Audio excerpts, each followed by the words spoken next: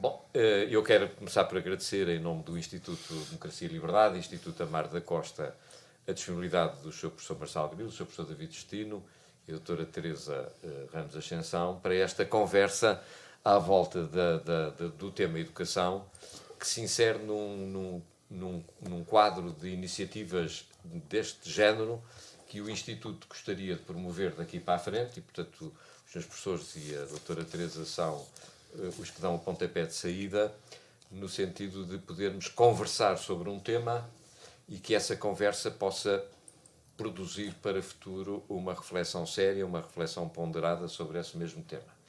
E começámos pela educação. Nós vamos ter breve, nos próximos dias, eleições para o Parlamento Europeu e nós lembrámos-nos aqui de promover uma conversa sobre o tema da educação com dois ex-ministros. O professor Marçal Grilo foi Ministro da Educação no 13º Governo Constitucional, o professor David Justino no 15º Governo Constitucional e a Teresa, se me permite que a trate assim, é recém-licenciada na Faculdade de Direito de Lisboa, hoje já a exercer a sua profissão como advogada. E, portanto, esta perspectiva, como dizia há pouco, antes de abrirmos os microfones do Sr. Professor, como dizia há pouco o Sr. Professor Marçal Grilo, deste diálogo intergeracional, seria para podermos conversar aqui um pouco sobre a educação e tentar perceber se, da vossa experiência, a educação em Portugal está melhor, está pior, o que é que poderia ser feito para eventualmente melhorar, porque a lógica tem sempre que ser positiva e não negativa, não é? Quer dizer, não podemos ter sempre a visão pessimista e, portanto, evocar falhas pressupõe sempre indicar o caminho para que as falhas sejam superadas e sejam ultrapassadas. E, portanto, neste contexto, tentar também perceber em que medida é que estamos mais ou menos próximos daquilo que se passa nos melhores países europeus e ocidentais, e não só. E, portanto, basicamente, esta é a ideia e esta é a iniciativa do Instituto. Portanto, eu só posso agradecer aos meus professores e à doutora Teresa Ramos Ascensão a disponibilidade e dizer-lhes que é uma honra para o Instituto Amar da Costa tê-los aqui e que, seguramente, quem vai ouvi-los vai aprender imenso, como eu também vou aprender. Muito obrigado. E agora os senhores professores e a Teresa conduzirão a conversa. Querem que eu comece? Para responder à questão Faz favor. Muito bem, antes de mais nada, muito obrigado pelo convite. Também uma saudação especial a esta pequena mesa intergeracional. Eu, há uns anos, publiquei uma coisa, parafraseando um título do Eduardo Marçal Grilo. O Eduardo dizia que difícil é sentá-los, e eu dizia que o meu título foi Difícil é educá-los. A diferença reflete, acima de tudo, duas preocupações. Uma, a emergência de comportamentos na escola, de comportamentos que eu diria não cívicos, digamos assim, e a segunda, o desafio que nós temos de que o fenómeno da educação é um fenómeno mais global, mais integrado, uma coisa mais alargada do que propriamente, digamos que, as regras de conduta. Eu, nessa altura, tive o cuidado de dizer que Portugal, nas últimas décadas, fez duas ou três coisas completamente fora de normal em educação. Uma das coisas foi a percentagem de população escolarizada aumentou excepcionalmente. Hoje temos, e isso acentuou-se nos últimos 30, 35, 40 anos, não é? Em que a taxa de escolarização aumentou. Quer no que diz respeito à chamada escolarização primária, quer mesmo no que diz respeito à escolarização secundária. O segundo aspecto que eu julgo que é importante é que, se nós temos pessoas mais escolarizadas, quer dizer que temos mais pessoas a concluir a escolaridade obrigatória. E por isso é que também a própria escolaridade obrigatória foi evoluindo, não é? Começou com 6, depois passou para 9, depois já está até aos 18. Mas isso teve um efeito interessante porque a taxa de abandono escolar foi drasticamente reduzida. E aqui o que é que podemos ter? É que nós, nos anos 80, nós tínhamos uma taxa de abandono escolar que estava acima de 50%. Ou seja, 1 em cada 2 alunos abandonava. Ou seja, medidos sobre o grupo etário de 18 a 24 anos, os que abandonavam sem completar o ensino secundário. Neste momento, essa taxa está reduzida a 7 a 8%. Foi uma redução excepcional e julgo que, sendo uma redução excepcional, em comparação com outros países, nunca nenhum país fez em tão pouco tempo uma redução tão acentuada. Eu lembro perfeitamente, porque sabia-se muito pouco, utilizava-se muito pouco este indicador quando eu entrei para o Ministério, mas até foi a professora Maria João Valente Rosa que me fez os cálculos, sobre o recenseamento, os censos de 2001, aquilo dava 44,8%, ou seja, 45%. A Espanha, na altura, tinha 27%. Neste momento, temos taxas mais baixas do que em Espanha. E a maior parte dos países, uma grande parte dos países, por exemplo, do sul da Europa. E, portanto, isto eu julgo que foi uma alteração profunda, porque permitiu o acesso a vários estratos da população que não existia na altura, tinha dificuldades, portanto, ou com o abandono, ou com uma escolarização reduzida. E, portanto, estes dois aspectos, em termos quantitativos, eu julgo que são importantes. Em termos qualitativos, já não tenho a mesma percepção. Ou seja, a qualidade do ensino e da aprendizagem, fundamentalmente a aprendizagem, deteriorou-se. A vida e o clima escolar também piorou. E, portanto, nós sabemos que ter bom ambiente escolar é um fator que é, de certa forma, alavancado precisamente nas aprendizagens, na forma como se aprende e na forma como se ensina. E, portanto, isso depois reflete-se precisamente nos resultados nos testes internacionais, em que nos últimos 2 testes nós baixamos mais do que aquilo que é a média da OCDE. Isto não seria muito grave se por acaso tivesse havido uma alteração da composição social da população. O que é que nós sabemos? Sabemos que estes testes, uma parte significativa da sua explicação é dada pela origem familiar. Ou seja, pais mais escolarizados tendem a ter filhos com melhores resultados e também mais escolarizados ainda. Ora bem, aquilo que nós notamos é que, não obstante o aumento da escolarização da população, e portanto temos pais cada vez mais escolarizados e pais com estatuto socioeconómico mais elevado, os resultados nos testes internacionais pioraram. Portanto, há aqui qualquer coisa que só pode remeter para a forma como se ensina e para a forma como se aprende. E, portanto, não vale a pena estarmos aqui a fazer julgamentos de quem é o culpado e que não é o culpado. O problema existe. Não é? Há uma deterioração, há, digamos, um nivelamento por baixo dos padrões de exigência, que é também acompanhado de um reforço, digamos assim, uma expressão mais acentuada de comportamentos disruptivos, nomeadamente em termos de conduta. E, portanto, nem os professores ficam contentes, porque acabam por passar a maior parte do tempo a preocupar-se com problemas de ordem comportamental, em vez de ensinarem, nem os alunos também se sentem melhores, porque nem por isso aprendem melhor. Continua a haver, como é natural, um pequeno número de alunos que são excepcionais. E, portanto, isso, felizmente, ainda temos. Agora, o que é que isso quer dizer? Se a média baixa, isso quer dizer que as desigualdades de escolarização aumentam. Não é? Eu não creio que... A gente sabe que as desigualdades escolares são um preditor das desigualdades sociais a seguir. Não é? E, como tal, não creio que esse seja o principal objetivo do combate à escola. Quando me dizem que a escola é o melhor mecanismo, ou o melhor instrumento de combate às desigualdades, eu digo sim, se. Ou seja, porque há outras condicionantes em termos das desigualdades sociais.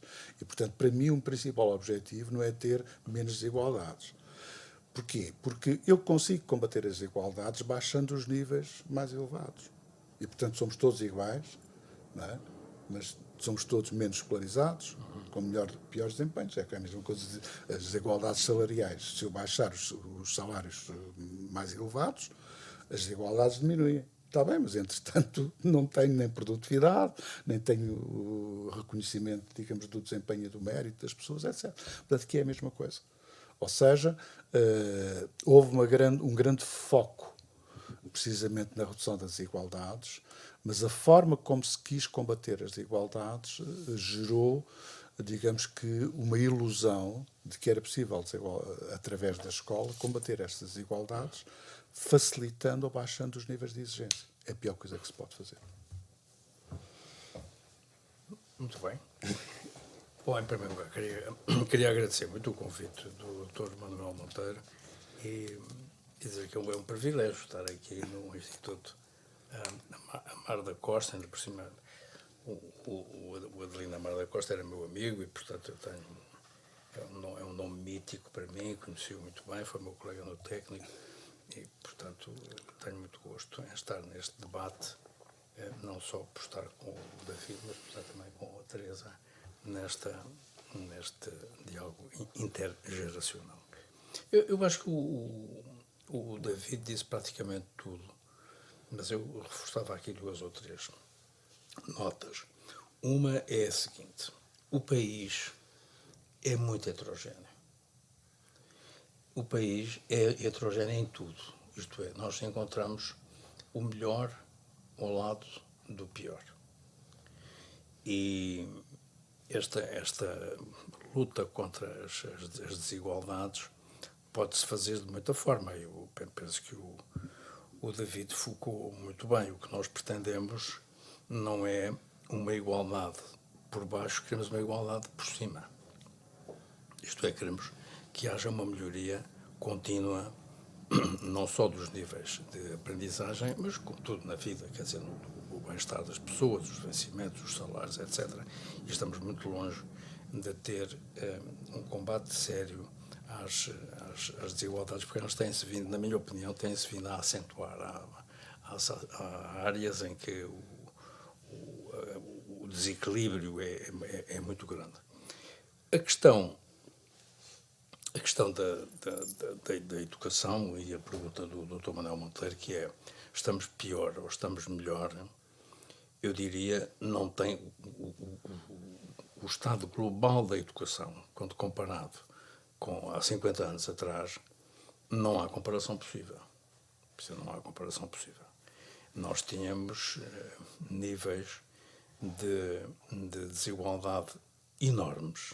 Tínhamos um regime que era um regime essencialmente elitista, embora os últimos 4 anos do Estado Novo tenham sido os anos do professor Veiga Simão, em que o Veiga Simão fez uma reforma, lançou as bases de uma reforma muito profunda, que depois foi mal combatida a seguir ao 25 de Abril. Eu recordo-me do período em que se pretendia destruir tudo aquilo que o Veiga Simão tinha feito. Havia uma espécie de uma sanha contra o que vinha do Estado Novo, e o Simão tinha feito e fez um trabalho notável, que criou as bases para muitas coisas, e muitas das ideias dele vieram a vingar depois no regime democrático. A questão que o David lançou da exigência é um problema global do país, não é um problema só da educação. É um problema da exigência. A exigência começa em casa. A exigência começa com os pais em relação aos filhos. Os pais têm que ser exigentes, devem ser exigentes com os filhos. Não é aquela exigência para além dos limites. Há uns pais que também, por vezes, querem ir além dos limites. Não. Há um quantum satis relativamente à exigência que se quer ter dos outros, mas depois é uma coisa muito mais importante, que é a exigência de cada um perante si próprio. Não é? Que é a pessoa querer fazer amanhã melhor do que aquilo que faz hoje. E este é um problema cultural. O problema das pessoas nunca estarem, digamos, contentes com o que fazem.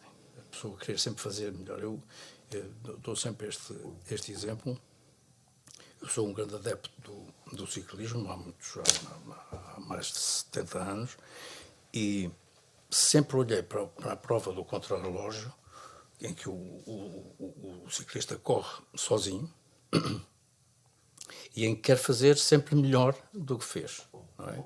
Tem um percurso de 30 km que ele vai treinar e quer amanhã fazer melhor do que hoje e, portanto, vai-se aperfeiçoando. É uma questão de autoexigência e também de brio pessoal, não é? Que é uma coisa que nós perdemos perdeu-se muito. Perdeu-se também este brio profissional por parte dos próprios ensinantes, por parte dos professores. Os professores também precisam de ter um grau de exigência grande em relação ao seu próprio trabalho. E, portanto, nós estamos aqui com uma situação que é mais ou menos esta. Do ponto de vista, vou repetir o que disse o David, do ponto de vista quantitativo, o país, neste momento, cobre globalmente aquilo que são as necessidades, embora diga-se o seguinte, por exemplo, se nós pegarmos na educação pré-escolar e em que aos 3, 4 e 5 anos de idade nós estamos a cobrir, nos 5 anos cobrimos 97% ou 98% e nos 4 anos cobrimos 95% e no outro cobrimos 94% ou 93%, quer dizer, são números muito altos. Mas aqueles que ficam de fora, embora muito pouquinhos, são os que mais necessitavam do pré-escolar. Sim. São os que mais necessitavam são aqueles que verdadeiramente não estão lá. Porque são aqueles que têm famílias mais desestruturadas, que têm maiores problemas económicos e financeiros, etc., que vivem nos estados sociais mais desfavorecidos, enquanto que os outros... E estes são fatores que aumentam a desigualdade, não é?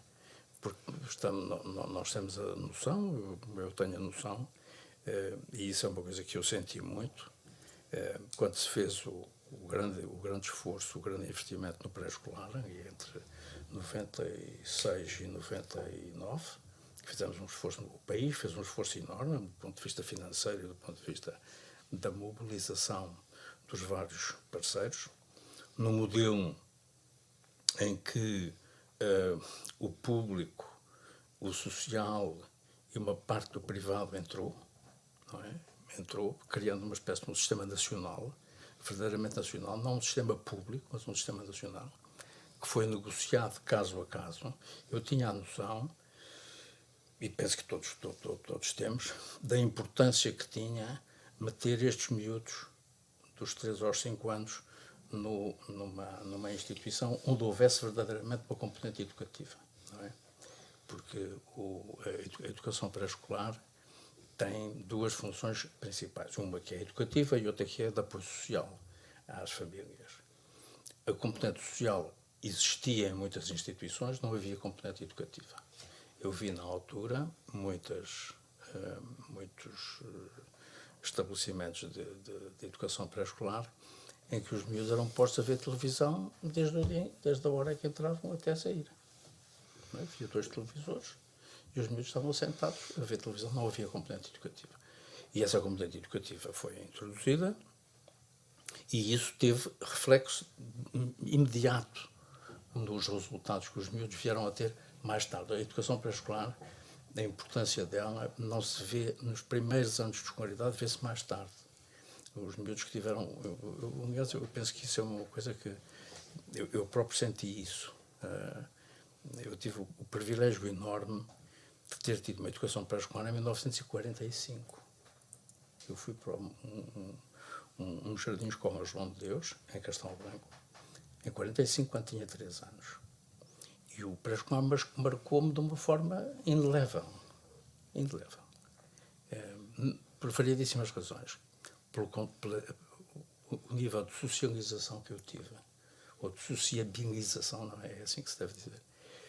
Eu sou engenheiro, não tenho... Socialização. Podes ficar pela socialização. Pode ficar na socialização. Na socialização, porque tive contacto com miúdos, eu vivia numa família muito fechada, uma família muito conservadora e muito fechada, E eu, com o pré-escolar, percebi que havia outro mundo. Havia um mundo outro. E com os miúdos, todos em pé de igualdade. Não é? Porque o jardim-escola tinha uma coisa absolutamente extraordinária que eu jamais esquecerei. É que nós andávamos todos vestidos de igual dentro do jardim-escola e todos com os sapatos iguais.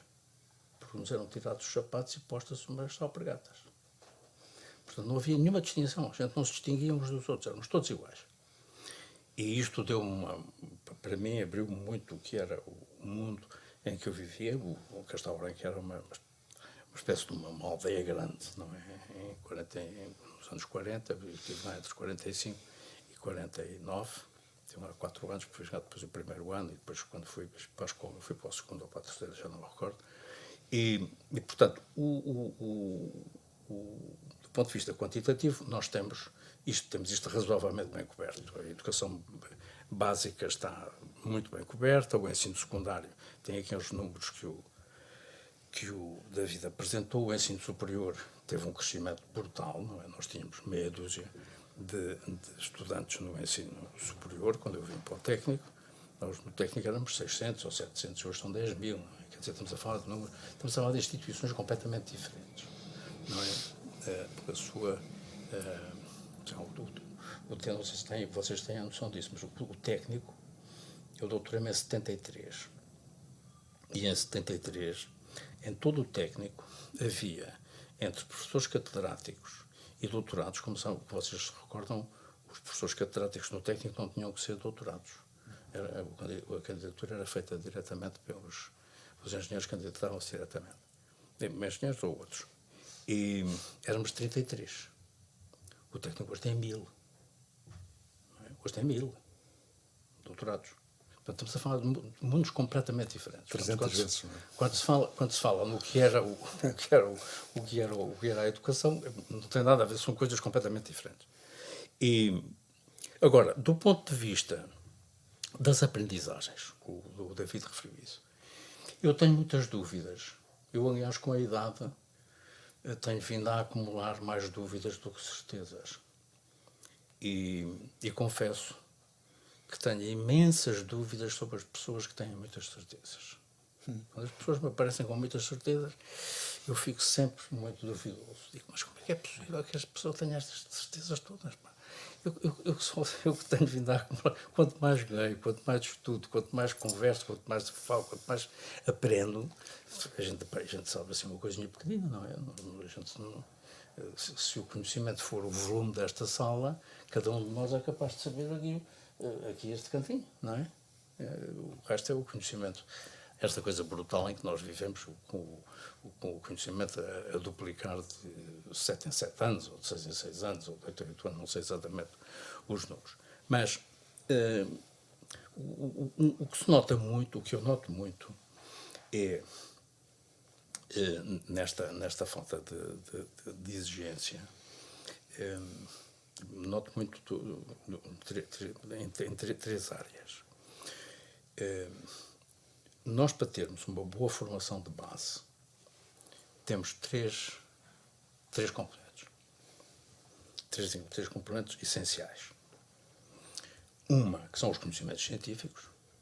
Quer dizer, ninguém lá vai sem conhecimentos científicos, sem saber aquilo que está demonstrado cientificamente. Isso não é preciso ir muito longe, até porque as áreas científicas já vêm de há uns séculos atrás, eu diria desde o Platão, que as áreas científicas estão mais ou menos bem estruturadas, depois vieram-se enriquecendo com as físicas, as químicas, as biologias, as matemáticas, as ciências descritivas, enfim, todo este conhecimento adquirido. Os conhecimentos científicos são absolutamente essenciais, é a componente base fundamental. A segunda são as atitudes e os comportamentos. E as atitudes e os comportamentos são o quê? Aquilo a que alguns chamam as capacidades habilitantes, outros chamam-lhes competências, há uma série de... E há aqui um equilíbrio entre uma coisa e outra, entre o que é, digamos, o core dos conhecimentos científicos e aquilo que são as atitudes e os comportamentos. Eu resumiria as atitudes e os comportamentos no seguinte: o que nos importa é tornar as pessoas proativas. Hoje, se nós não fizermos um grande esforço para que os nossos jovens sejam proativos, isto é, tenham capacidade para inovar, para acompanhar a mudança, para serem elementos que contribuem para esta mudança rapidíssima que nós estamos a assistir e, sobretudo, para poderem enfrentar um futuro que é altamente imprevisível. O grau de imprevisibilidade que nós temos pela frente é muito grande.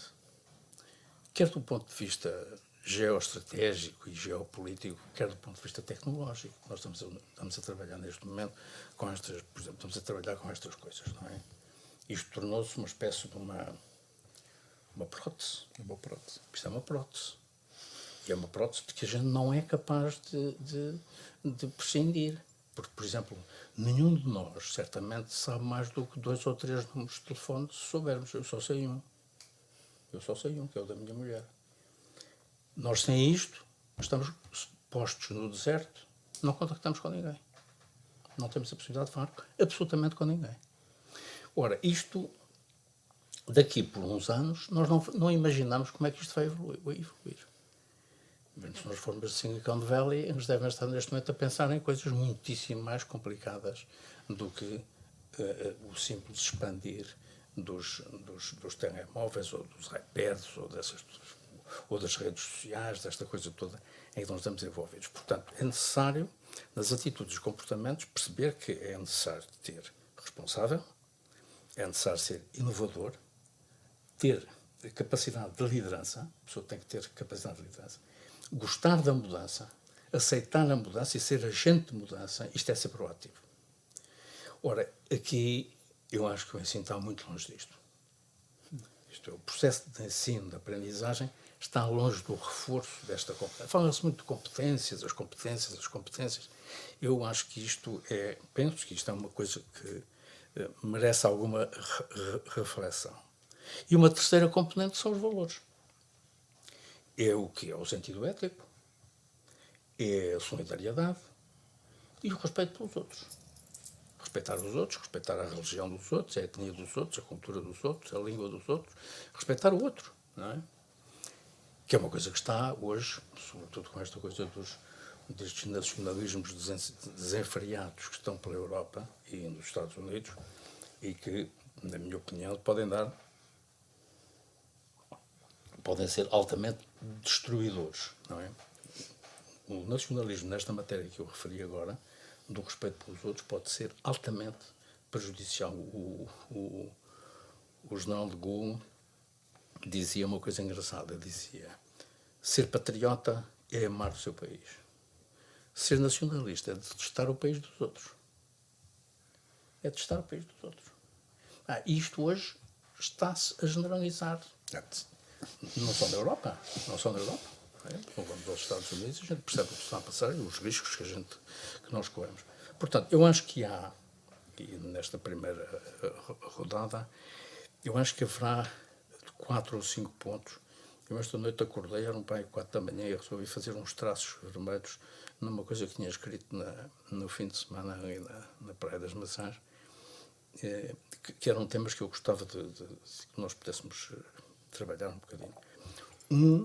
Que são os sistemas de gestão e tornar a escola uma verdadeira organização. Nós ainda temos, nós temos escolas belíssimas, públicas e privadas, ao lado de escolas que não são tanto. Não é? Não quero estar aqui a dizer que são péssimas, mas que são escolas em que temos muitas fragilidades nas lideranças, na estabilidade do staff e do corpo docente, enfim, etc., no próprio pessoal auxiliar, etc. A questão da avaliação e dos sistemas de regulação, o sistema de formação inicial de professores, que eu acho que é muito, muito importante, o David conhece bem essa matéria, e uma área que para mim é muito relevante, sobretudo no ensino superior, que é a questão da autonomia e das redes europeias. Não sei se aqui há uns dias vi algumas coisas escritas sobre um movimento na Europa que neste momento se inclina para contrariar o Erasmus. O Erasmus está a ser visto como uma coisa muito antinacionalista. Porque as pessoas trocam, vão para aqui, vão para ali. Bom, aliás, no Erasmus, não sei se têm a noção, mas do Erasmus, nós já temos cerca de 1 milhão de crianças nascidas no âmbito do Erasmus. Pessoas, miúdos que andaram de um lado para o outro e que fizeram, não sei se fizeram família propriamente, mas pelo menos alguma coisa resultou. E esta matéria da autonomia das instituições de ensino superior, o David é especialista nessa matéria, porque tem uma experiência universitária que eu não tenho, ou já não tenho, está mais longínqua, é para mim absolutamente essencial. As universidades portuguesas precisam de um grau de internacionalização que ainda não têm. Ainda não têm. Pode-se fazer muito mais. Eu acompanhei muito esse processo. A primeira vez que se falou naquilo que se chama European Higher Education Area, a primeira vez que se falou nisto foi em 1996 e foi um ministro da Holanda, de quem eu depois me tornei amigo, que é o Joe Ritson, que esteve vice-presidente do Banco Mundial e que lançou isso numa reunião em Varsóvia. E pela primeira vez falou na European Higher Education Area, que é um conceito que tem um objetivo do qual nós devemos participar, que é o de a Europa vale muito mais do que parece, mas a Europa está muito desorganizada em termos de ensino superior. A saída da Inglaterra, a saída do Reino Unido introduziu aqui um pequeno problema, embora as universidades inglesas estejam bem conscientes da importância da relação com as universidades continentais, não é? Do outro lado do canal. Those continentals, como eles dizem quando nós estuda. E aqui eu acho que esta é uma matéria que nós poderemos aqui conversar um bocadinho. Eu acho que depois há aqui uma outra questão, ainda não do ensino superior, mas do ensino superior também, que é a utilização das novas tecnologias. Não é? As novas tecnologias, que são estas que estão, mais o que há de vir, não é? Sobretudo com a inteligência artificial vamos ter uma forma diferente. E isto vai influenciar não só o funcionamento das escolas, como tem que influenciar necessariamente os esquemas de formação inicial dos professores. Acho que isso é essencial. Muito bem. Teresa. Começo também por agradecer ao Sr. Professor o convite. É uma honra estar aqui com 2 ex-ministros. A minha contribuição não será a mesma. Mas aqui, pegando também um bocadinho em tudo o que já disseram, não vou propriamente acrescentar temas, mas talvez realçar os pontos que, pelo menos enquanto jovem, que acabou agora mesmo de estudar, sinto que é das maiores preocupações que temos na educação. A primeira é que também já fizeram essa separação de quantidade e qualidade e, de facto, perceber que a taxa de escolarização aumentou, e muito, mas trouxe uma grande crise associada a isso, que foi precisamente o número de professores para combater essa taxa elevada de escolarização. E aí até há mais do que um problema associado aos professores, não é? Por um lado, o número de professores que existe, e por outro, aqui também o que já começou a falar, da formação dos professores, que acho que é um dos problemas que atualmente, especialmente no ensino não superior, acho que é um dos problemas que, e mais também no ensino público, acho que é justo fazer essa distinção, há um grande problema de formação de professores e também há um grande problema de incentivar professores a ir para zonas do país com menos pessoas, zonas mais interiores do país, onde as escolas muitas vezes acabam por sofrer ainda mais desse problema. E aqui também comparando um bocadinho na perspectiva de não só em relação ao passado, mas em relação ao resto da Europa, temos, por exemplo, o exemplo da Finlândia, que é considerado um dos melhores sistemas de ensino da Europa, que não digo que não tenha críticas, e também podemos discutir um bocadinho alguns aspectos desse sistema de ensino, mas tem uma grande focação, um grande foco na parte da formação. E na Finlândia, de facto, ser professor no ensino não superior é uma profissão que é considerada igualmente digna com ser um advogado ou ser um médico, que é uma coisa que cá não acontece. Na prática, nós não olhamos para essas profissões com o mesmo olhar, não consideramos igualmente digno. E, de facto, lá é muito importante a formação dos professores, dedicam muito à formação dos professores. Entrar na faculdade para ser professor é dificílimo, é um curso muito exigente e focam-se, de facto, muito nessa parte da formação de professores, que cá acho que é um problema. Isto talvez vou trazer mais problemas do que soluções, ao contrário do que o Sr. Professor nos pediu, mas também porque não tenho experiência prática e nunca estudei estes assuntos o suficiente para saber melhor. Mas pronto, isto era o primeiro ponto. O segundo ponto é, de facto, a taxa de abandono escolar diminuiu, e é uma coisa muito boa, mas está associado também ao que já se referiu aqui. Não quer dizer que a taxa de sucesso escolar tenha diminuído em conjunto. E, de facto, os resultados, não é, desses testes internacionais e PISA e etc. O sucesso também aumentou. O problema é saber que tipo de sucesso. Que tipo de sucesso, pois. E de facto, nessas avaliações internacionais e os estudos da PISA e etc., temos vindo a diminuir os nossos resultados. E aqui também se pode entrar numa discussão também complicada, e que também não tenho a certeza qual é que seria a minha opinião, mas de fazer sentido ou não ter um sistema que englobe diferentes modelos de educação, olhando, por exemplo, e aí acho que há um problema de talvez ser um bocadinho precoce, mas olhando para o exemplo da Alemanha, ou mesmo da Áustria, que tem um sistema vocacional precoce em que fazem uma distinção maior entre aquilo que é o ensino como nós o entendemos normalmente e já um ensino mais técnico e mais profissional, mesmo antes de se ir para o ensino superior. Portanto, aí também pode ser uma coisa que se discute, se nós devíamos ter aí... Nós temos, acho que há um estigma muito associado ao estudo vocacional e ao estudo mais técnico e profissionalizante, que talvez não faça sentido, porque de facto as pessoas têm qualidades diferentes e uns são mais dados para a teoria e ensinamentos talvez mais holísticos e outros são virados mais para a prática, e questões manuais e de empresas e de fábricas e etc. Portanto, isso também é uma questão interessante a discutir. E depois só mais dois apontamentos que o Sr. Professor estava aqui a mencionar, as três componentes de uma boa formação de base, e a terceira, de facto, foram os valores. E isso é uma coisa que também aqui a preparar um bocadinho esta conversa que estamos a ter, que me debati em todos estes temas, constantemente me debati.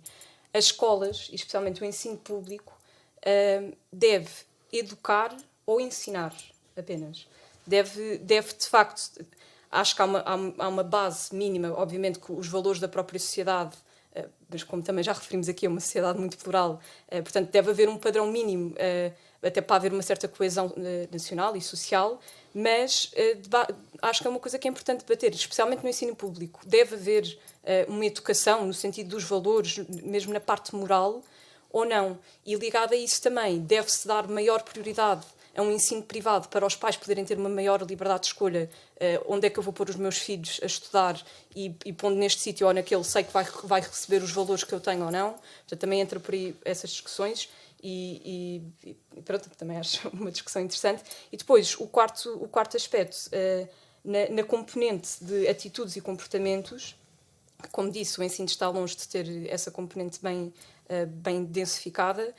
Acho que também se associa, quer no ensino não superior, quer no ensino superior, mas a níveis diferentes, que temos pouca preparação para questões mais práticas. Ou seja, por exemplo, eu não aprendi nada no liceu de literacia financeira, não aprendi a mexer num Excel. Quer dizer, são coisas práticas que talvez faça sentido, e estamos longe de ter, faça sentido, quer no ensino superior começar a aprender, quer no ensino superior também ter já uma vertente prática. Há cursos que nós temos que são muito teóricos, que preparem as pessoas, especialmente que vão trabalhar em empresas.